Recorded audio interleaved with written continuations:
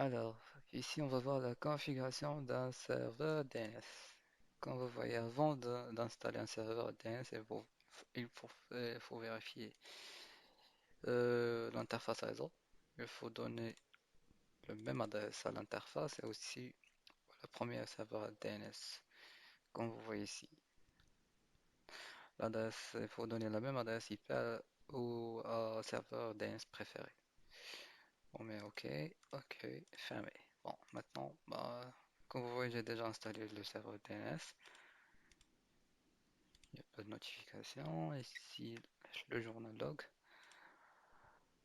Alors, on va aller à la console DNS.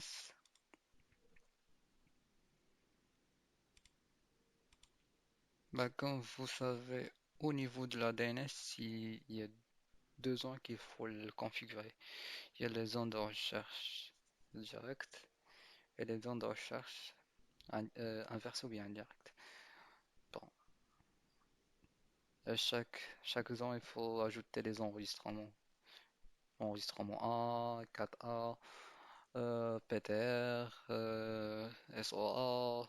Bon, ça dépend. Ça dépend des machines dans notre réseau local. Alors,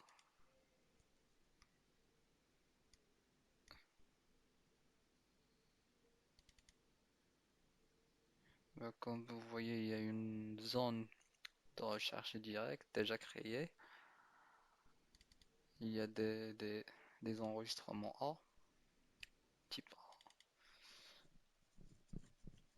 créés par défaut. Par exemple, cette, euh, ce enregistrement-là, il s'agit de notre machine client. Bon, celui-là, c'est notre serveur. Bon, alors, je vais vous montrer comment on peut créer des zones de recherche. On vient ici, on clique clic droit sur sur zone de recherche direct, nouvelle zone. Alors, bon, zone principale. Euh, ouais, test par exemple, test.ma.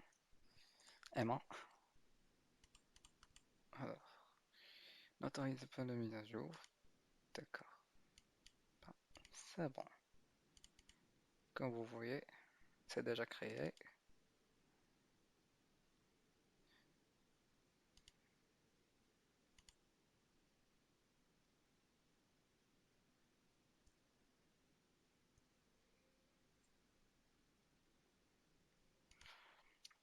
Alors, je garde celui-là.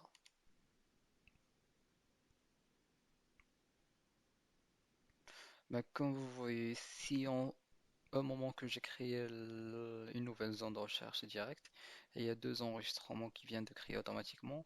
Il y a un enregistrement SOA, c'est un enregistrement pour notre serveur. SOA, c'est-à-dire euh, exécuter. Alors, comme vous voyez, c'est la source de nom. Et l'autre, NS, c'est le nom de serveur. Alors, voilà. Normalement, on peut ajouter d'autres enregistrements comme les deux là, comme les deux enregistrements ici. On peut même les copier pour l'ajouter ici.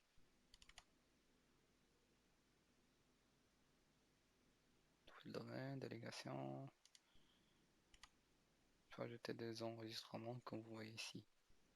Enregistrement A ou bien 4A, CNAME, MX.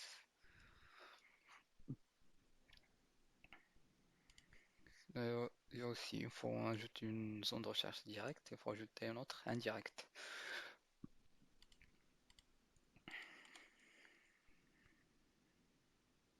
Nouvelle zone, voilà, principale. Euh, ouais, les PV4 bien sûr. Ici, normalement, il faut mettre l'adresse IP inversée, par exemple.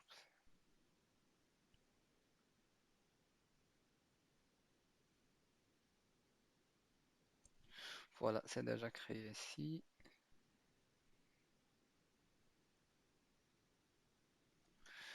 Comme vous savez, j'ai mis 10, 10, 10, 10. L'inverse de 10, 10, 10, c'est la même.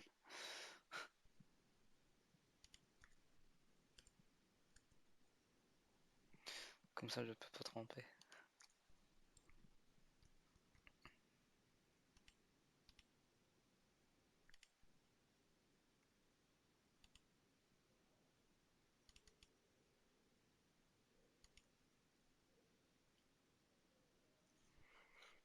Voilà, c'est bon. Et normalement, il faut ajouter, chaque temps, il faut ajouter. Bah, ça aide beaucoup quand il y a beaucoup de machines à un réseau local. Pour faire la résolution, pour trouver une machine, ça aide beaucoup vraiment.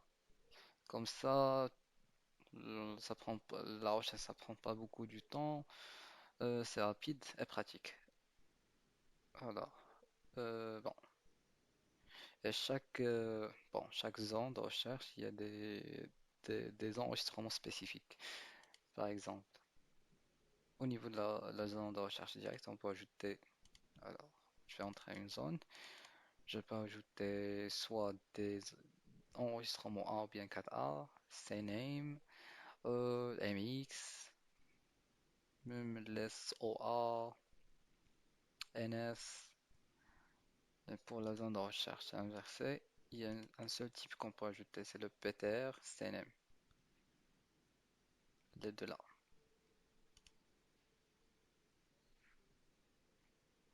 Et comme la configuration sur l'interface, il y a une configuration au niveau des commandes PowerShell ou bien au niveau de CMD. Par exemple, sur le PowerShell, je vais utiliser ma commande spéciale show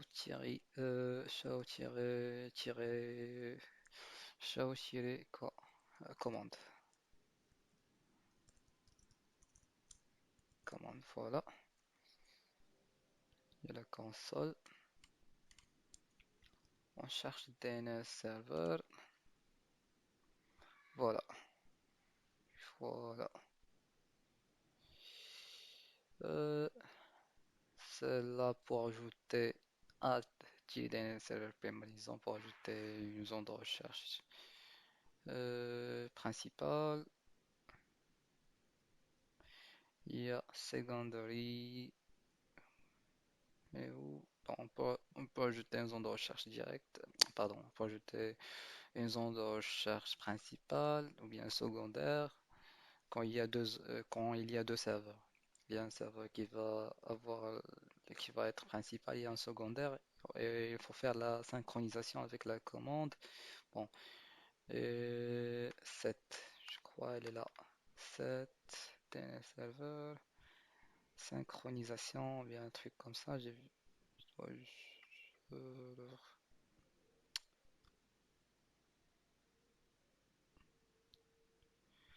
alors, elle est où? Conditional forward zone. DNS setting, forwarder. Global name, global query. Bon, pardon, on va regarder. Il y a, bon, les commandes ici, c'est pour ajouter les enregistrements. Il y a l'enregistrement A, 4A, CNAME, DS, DNS key, MX, PDR. Et voilà, il y a une zone secondaire, une zone principale. Et pour les quand, c'est là quand on a deux serveurs DNS, il y a une zone primary et une zone secondary. Euh, bon, et entre les deux là, il y a une commande pour faire la synchronisation. Plutôt le premier serveur qui contient les enregistrements, le premier serveur primary. Il va contenir la base de données en écriture et lecture. Par contre, le secondary il doit avoir que en lecture seule. Euh, il y a une commande pour faire la synchronisation entre les deux. Alors, export, il y a tous les commandes get pour avoir les informations. Import, ça c'est pour importer les enregistrements. Et voilà, set pour faire la modification. Test, voilà, il y a tout ça. Il y a une commande nslookup pour faire le test, pour faire voilà, nslookup. Voilà, unknown, adresse, ça montre tous les, pardon, tous les zones, tous les enregistrements. Voilà, c'est la fin de notre tutoriel.